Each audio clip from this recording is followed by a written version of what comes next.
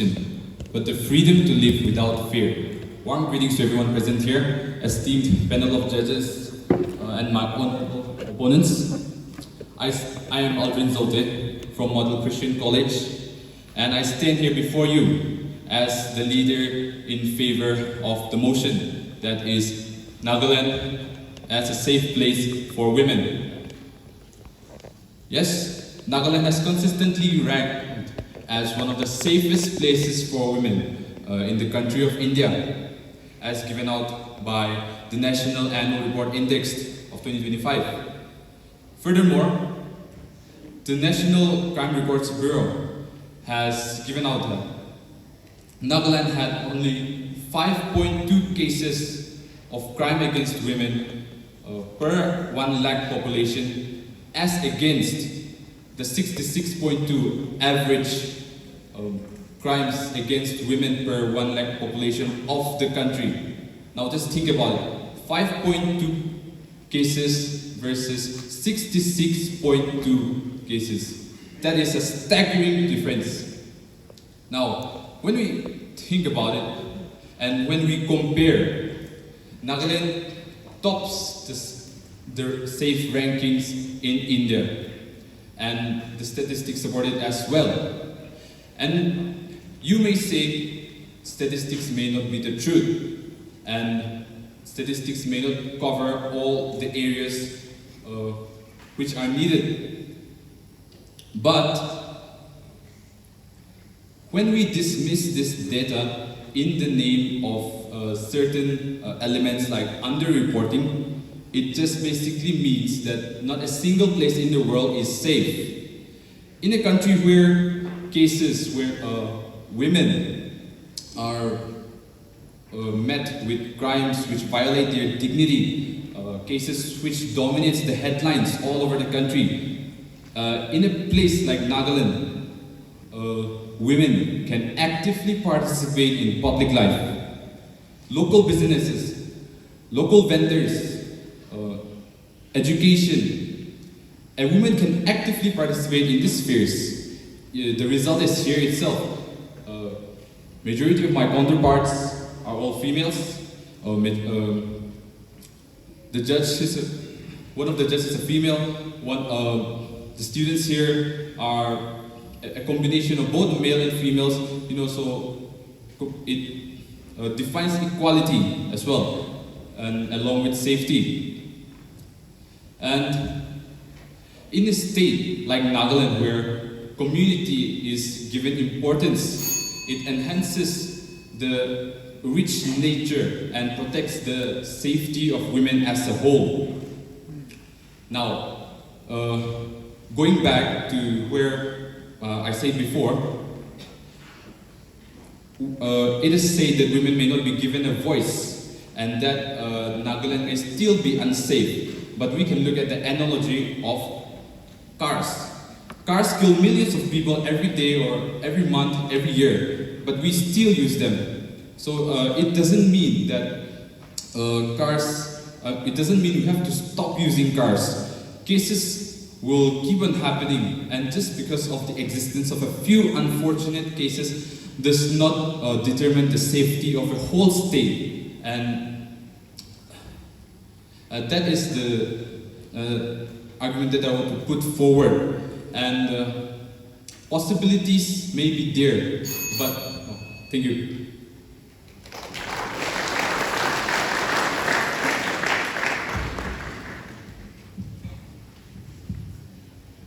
Thank you. Leader for the motion. Now I give the time to Ketonino Vemero to open the case for the opposition. सुप्रभात माननीय अतिथियों, सम्मानित उपस्थित मेहमानों और मेरे प्यारे भाइयों और बहनों. My name is Ketonino Vemero and I'm from St. Joseph's College, Autonomous Jakhama. And I rise here as the leader of the opposition against the motion that Nagaland is a safe place for women. Let me begin with clarity and honesty. The clarity and honesty is that loving our state does not mean that we ignore its problems. It means that the real encourage lies when we accept the reality rather than hiding from it. And yes, Nagaland is not just a state, it is a society built on the cultural values, community discipline, mutual respect. And yes, we proudly say as Nagas that we respect women, but respect in words does not always mean respect, does not always mean safety in reality. Safety is not just a feeling, it is something right. It is something that we must measure. Are there cases of domestic violence? Yes. Are there cases of harassment that goes unnoticed, that goes unreported? Yes. But are women fully represented in the political decision making in the urban bodies? No. If women are truly safe and equal, then why are women still struggling for the political representation in the urban local bodies? सम्मान की बात करना बहुत ही आसान है, पर सम्मान अधिकार देना बहुत ही कठिन है.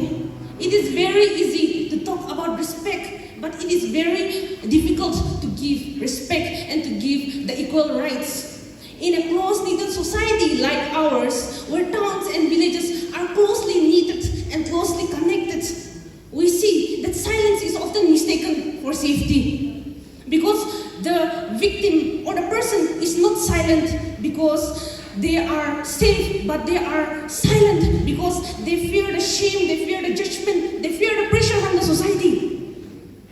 Let us not be misled by numbers, but let us not be misled by the low crime rates. A low crime rate on a paper does not mean that a society is truly safe. And when we talk about this, safety, true safety means active political participation. It means awareness about the legal rights. It means that the woman has the power to seek for justice. They have the right to live a life of dignity. Because safety is not just about walking safely at night. Safety is about equally standing together in the broad daylight. And so I ask, can we confidently say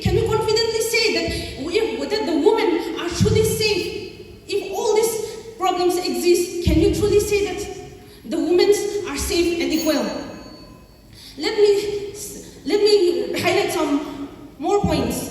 Firstly, there's political participation. Political participation, only 60%, almost 60 years after Nagaland became a state in 1963, there was not a single seat was given to the assembly. And only in 2023, respected Mem Hekali Jakalu and respected Mem Salu Tonyo Kruse, only both of them entered. And just imagine to think about this, two seats out of the 60 seats. That is barely 3% representation. Can we justify that? And when we talk about the limited number, when we talk about the hidden meaning behind the numbers, can we justify that? Because low crime rate does not mean no crime. Even when we talk about the Sakhi centers, the helpline centers 181, the helpline center of 181, they have handled over 1,500 cases. And can we justify that? So that is my point when it comes to the opposition. Thank you.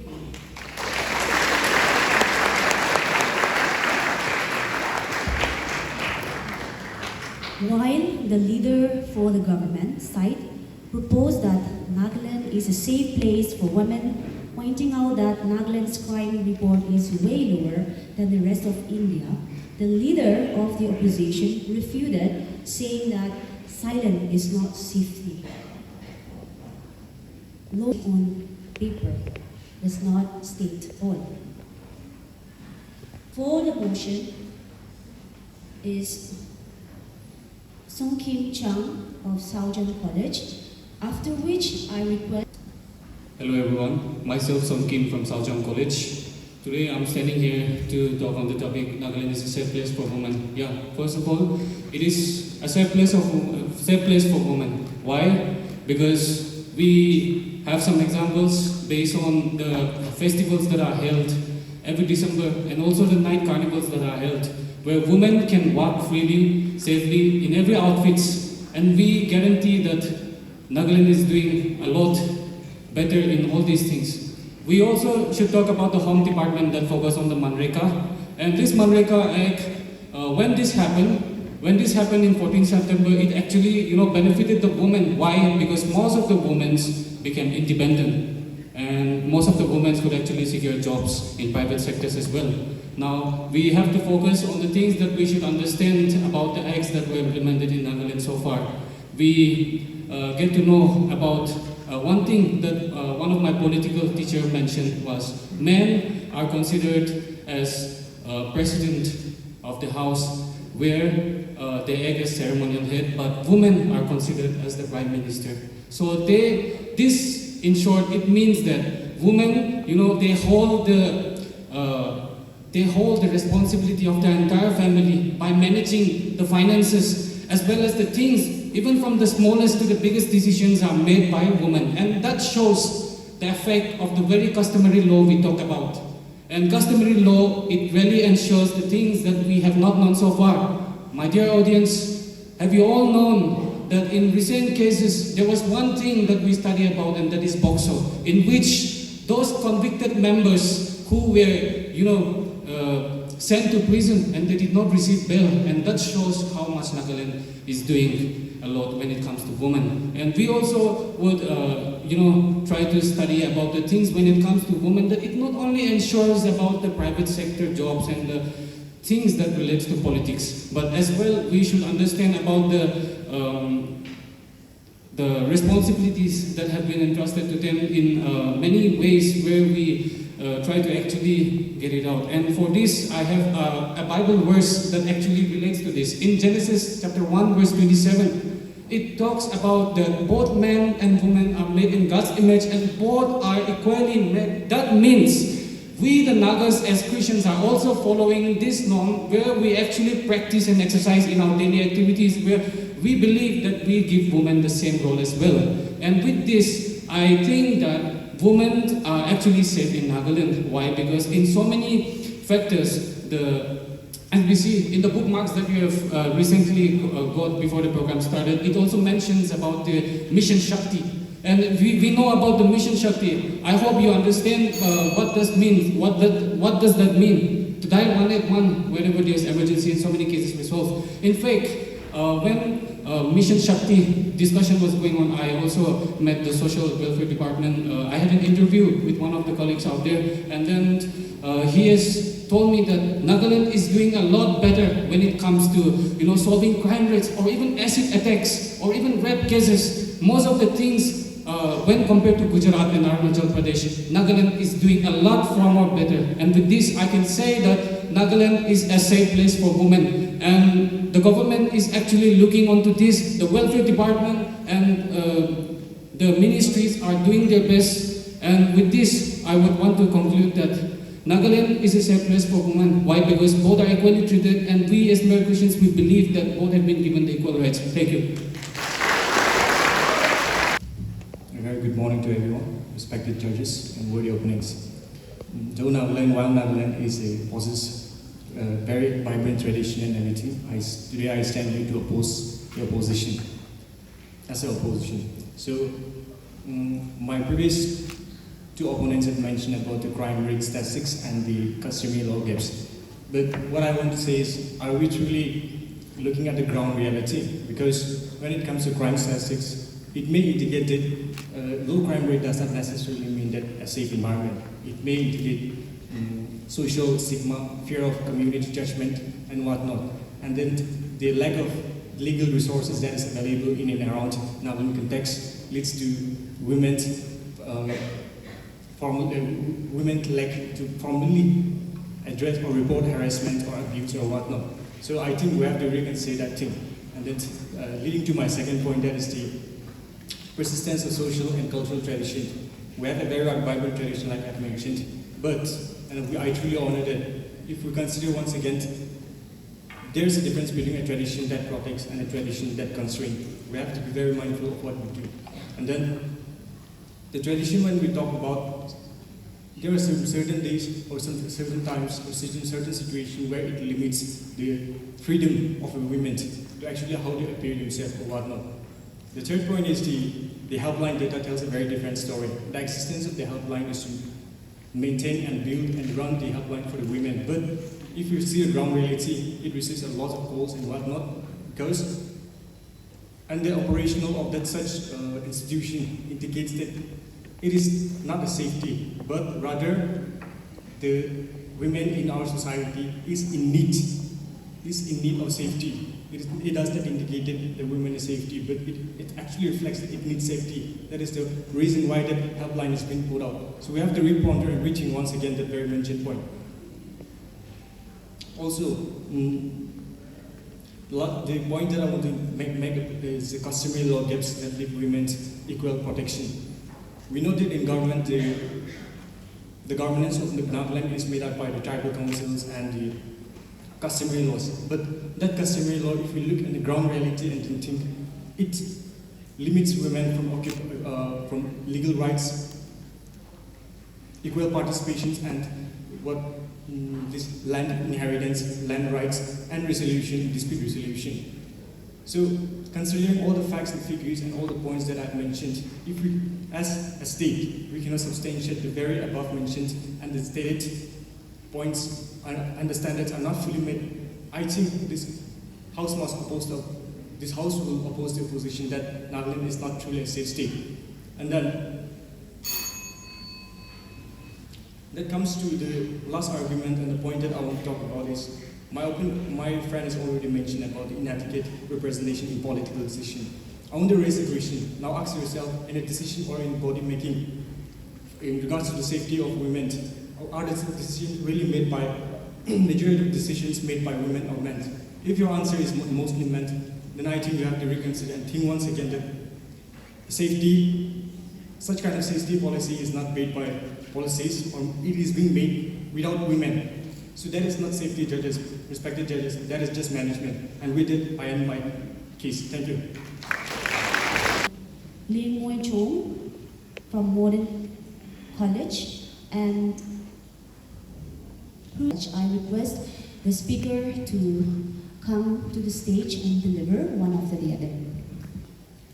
Good morning to one and all, respected judges, critics, moderator, and to you all, my dear friends. My name is Lim Moy Chong Sing Son from Modern College, BS second semester. I believe that Nagaland is relatively a safe place for women, keeping in mind the community's policing, community's support to victims, and their growth initiatives for women's empowerment.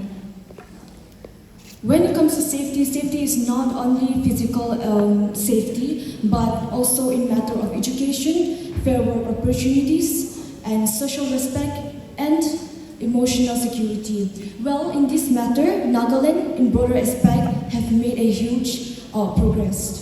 And if we are admitting that Nagaland has made a progress in these fields, we are also admitting that we can make Nagaland more free of such cases if we make the right approach.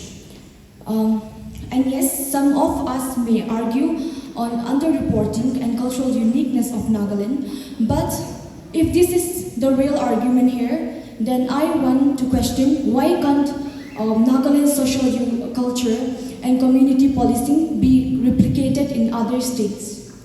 Why not implemented in other states?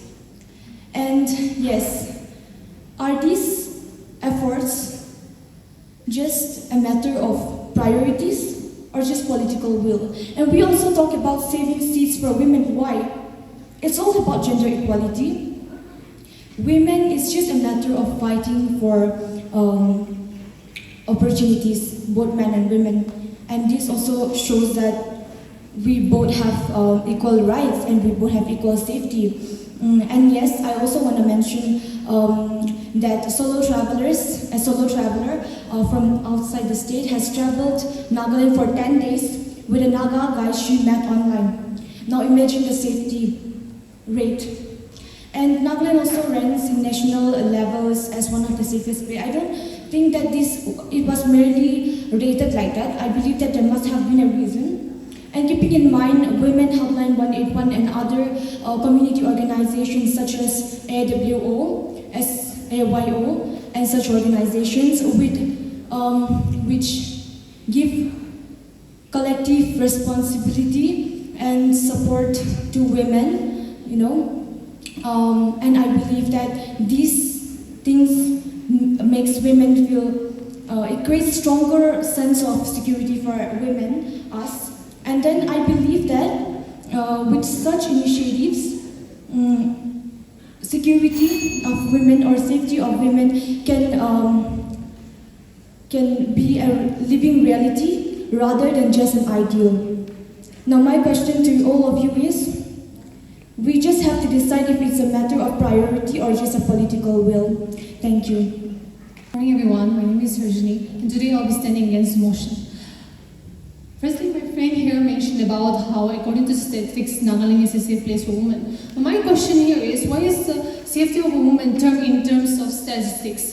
Because according to crime dynamics, they mentioned that a lot of the cases go unreported to maintain the status of a state. So my question is the safety of a woman a competition in this generation? Have you as an individual ever come across a survey that talks about the safety of a man? No. Why? Because safety is not a privilege, it is a right. And you as an individual has the right to safety under Article 14 to 21 of the Indian Constitution. According to a survey conducted by Nagaland Economics in 2025, it was termed that 70% of the cases that were reported were against domestic violence. When your own home cannot be a safe place for you, how do you expect the outside world to be a safe place for you? Another survey conducted by Sisterhood Network across 10 districts of Nagaland in the year 2025, it was reported that 50.8 cases were reported against gender-based violence. Out of that 59.8% of the survivors were below the age of 18. I repeat, below the age of 18. Out of all the survivors, 40.3% were reported to face such gender-based violence from their own family members, from their own partners, and from their own male uncles and cousins. We also see that, according to the data collected till 2023, 10 rape cases have been reported in Nagaland, out of which 3 of them were minors. We also see that a lot of the offenders were closely known to the victims. Last year, we also saw the brutal murder of our late sister, Bihozana Zhao, who was also murdered by her own family. In a society like Nagaland, where we take pride in calling ourselves warriors and protectors, I challenge us to first protect our women, then we can talk about coming from a generation of warriors and protectors. 64% of the cases in Nagaland go unreported because of societal norms. Because in Nagaland, the name of the family is more important than your safety as a woman. And to make things better, women are also not safe from cyberbullying. Our own reporter, Ms. Kristina Keho from Hornbill TV, talked about her experience, how she faced sexual bullying in a local news channel. I repeat, in a local news channel. Quote unquote, the comments were, "I like my mangoes big," to which people replied, quote unquote, "Malu size." We all know what they're talking about. It's 2026, and still we women are sexualized and we women are put under great beauty standards. Like Tupac says, if we all come from a woman, why do we rape and kill our women? It is time to fight for our women, to heal our women and be real to a woman. I as a woman want to live in this society, I do not want to survive. And I raise the responsibility not only on the government officials, but upon every individual that is present here to fight for the safety of the woman and to stand strong with the tag that we give ourselves, warriors and protectors. Thank you.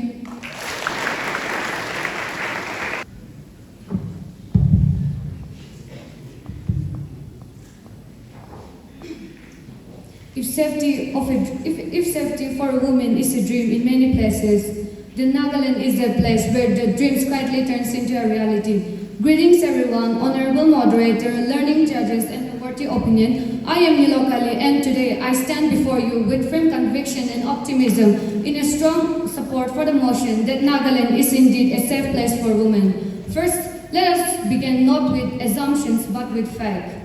According to National Crime Records Bureau, Nagaland remains one of the lowest crime rates in the entire country. The crime rate stands at approximately 49.5 per lakh compared to average of over 220 per lakh. Think about that for a moment. Nagaland crime rate is 4 times lower than any other states in India. Therefore, to understand what true safety is, let us look into a big picture. First, safety in public spaces. Unlike any metropolitan cities, women in Nagaland are safe because they can walk freely, travel, work at night, and how many states in India can truly claim that women feel safe walking alone at night? Nagaland stands out as a model for safety. Second, statistical superiority. Nagaland records around 6 crimes per lakh women, making it one of a very few regions with single crime digit against women. Fourth, social community and accountability. In cities like Kohima, law is not maintained by the police alone, it is upheld by the society. Because Nagaland criminals do not fear the law, they just fear losing their place in the society. And my worthy opinion, you're mentioning about the cases of our late sister Vyozana, which was very disheartening, but I just want to ask that, do an isolated incident truly define an entire state, or do long-term patterns and data does? Yes. In many regions, the crimes remains, and the crime against women remains, but Nagaland is not just safe by comparison, it is a living example of safety that when society respects women, safety becomes a promise and not a reality. Thank you. Honorable Chairperson, respected judges, my most worthy opponents and members of the floor. I stand here to strongly oppose the motion that Nagaland is a safe place for women. The National Family Health Survey 4 report for Nagaland shows that women aged between 15 to 49, 15% of them experience physical or sexual violence. Of those aged 15 who have experienced physical violence, the most common perpetrator for married women was the husband. Overall, 13% of married women experience spousal, physical and sexual violence. 10% experience spousal emotional violence. Of this, only 14% of women have sought help. The rest, 74%, have neither sought help nor talked about the violence. It has been observed that in women police stations across Nagaland, only 11% of domestic violence complaints are registered as cases. The rest, 89%, are compromised. How many of the female audience have experienced some form of harassment or inappropriate behavior from a man, or someone close to you has experienced that? Because many of these incidents don't show on official statistics.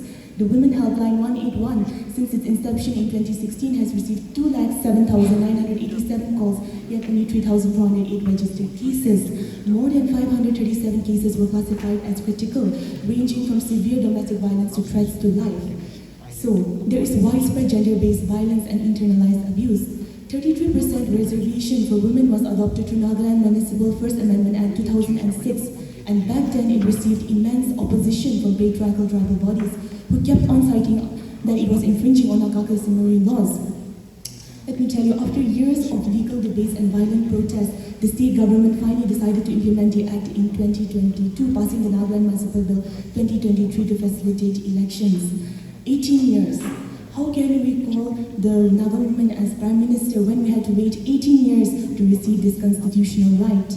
Can we call such a society truly safe, where we have to struggle simply to participate in governance?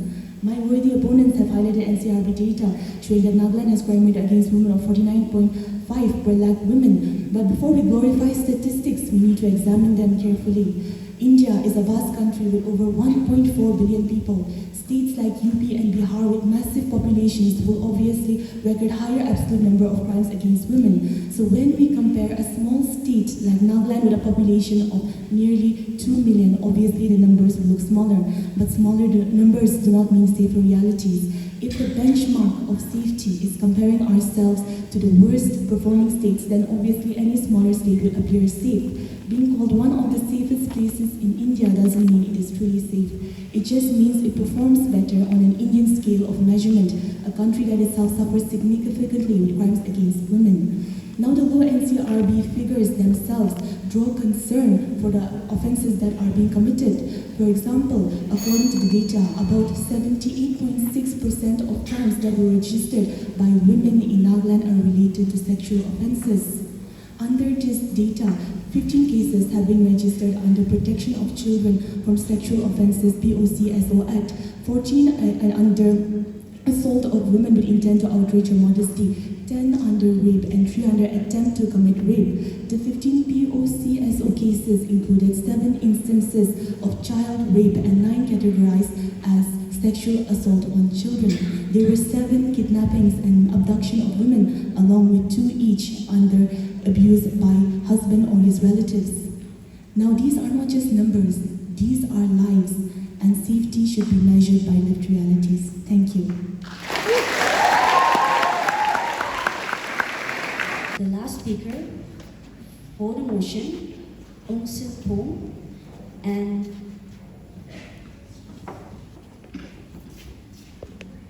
A. Anam. To you all, respected judges, critic, and everyone present here, and especially to my dear fellow competitors. I stand here. I, Ong Sin Pong of Don Bosco College, Kohima, of 4th semester Political Science Department. I'm here standing here in the support of saying Nagaland is a safe place for women. I personally, as a woman, myself would claim that Nagaland is a safe place for women because whenever a crime has occurred, when a woman goes through any kind of atrocities, we have our voice, we have the right, we have the equality to fight for it, to fend for ourselves. They mentioned about the helpline 181. So that is also one of the good things that we Nagaland has in order to fend for the women to fend for ourselves. From 2016, they say they have like 207,987 women has reported their case. It means that women are opening up. Women are showing that they want right, they want their justice. And then in this case, here in Nagaland, we are able to see that women are also standing up for themselves. And not only that, there are associations that are supporting women, that are supporting and empowering women to stand for themselves and then fend for their self against any kinds of crimes. And then, like they have mentioned, the atrocity that happened in October 2025 last year, it was a very brutal moment for each and every one. Even as a citizen of Kohima, it was very sad to see that. But on the brighter side, we got to know, we got to see that women association like the Nagaland Mother Association, Angami Women Organization, and various organizations came together and fended for their rights. And then that is how we were able to go for further investigation and finally find a true answer to it. Yes, we are not able to give the victims the proper justice, but through this, it has opened the eyes for each and every person to look for it and fend for it. And then also, I would also mention that most of the states in India, whenever a woman has been sexually assaulted, raped, or anything, the society is silent. The society do not speak for it. But for our state, Nagaland, the society isn't silent. The community is together and fending for our women. And then one thing that past few months in NLTV, we can see that past 11 months, they interviewed women if they feel safe. Most of the women say that they don't feel safe at night or stuff. or there aren't much lights or like protective measures provided to women. But one thing, through those process, through those months, I've noticed, even in my colony area, I've noticed that they've put up electrical lights even at night for women to, not actually exactly only for women, for everyone. And then there are CCTV camera everywhere. So I would say that Nagaland is becoming better in protecting their women. Thank you. Respected moderator, judges, critics, teachers, dear brothers and sisters, and my respected opponents. Let me tell you one thing, one brutal truth. Silence is mistaken as safety. Especially in Nagaland, silence is mistaken as safety because of social stigma. And the root cause of social stigma is patriarchal society and patriarchal attitude. One of my respected opponents talked about that statistic. Believing in statistic is like, since I am from the political background, let me use a political term. In politics, we call it simple assertion, which means if we believe in statistic, then that is just a generalized accepting without knowing the reality truth. And second thing is, my opponent also talk about religious things, that which even mentioned in Bible. And one thing is true, that since Nagaland is also the Christian state, Naga people are too much biblical literalism. In the same Bible, it is mentioned that women were made from the ribs of the men. And many Naga people really deeply believe in that. So there is women harassment and criticism even in that field. And one of our opponents also talked about, the women's safety, shield and welfare, taking in charge for the safety of the women. Last year on 29th November 2025, the Women's Safety, Shield and Welfare Administration conducted a program, and they have declared that in the past 10 years, over 2 lakhs harassment cases were reported, but only 3,408 were registered. So just imagine, we are just living by that simple assertion. We just have confidence that Nagaland is a safe place for women based on statistic things, and that really don't work in Nagaland. Just imagine, not only about women, if Nagaland is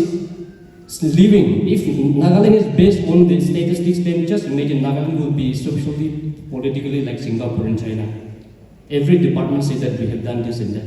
So that is not the real thing. And one of the opponents also mentioned about that murdering of our beloved sister, and she said, one particular incident should not be generalized. Why should not be generalized? Because it happens many a time, that's why that came out, that happened. For example, out of 2 lakhs harassment case, only 3,000 were reported or registered, just imagine. So if we live by this confidence, then Nagaland will not go further. And now also, last speaker also talked about the social organization involving in solving case. These things only happen in Dimapur, Kohima, Mokokchung, since this is the most developed district. Especially in this Hornbill TV, Global Wind and social organization don't engage or don't in touch with especially the eastern part of Nagaland. So if we live by this statistic term, then we are in very dangerous. So you and me, we have to work on that let's not make Nagaland a safe place for women only on paper, but let's make it into the ground realities. And let that be our goal, and let's make it happen. Good morning.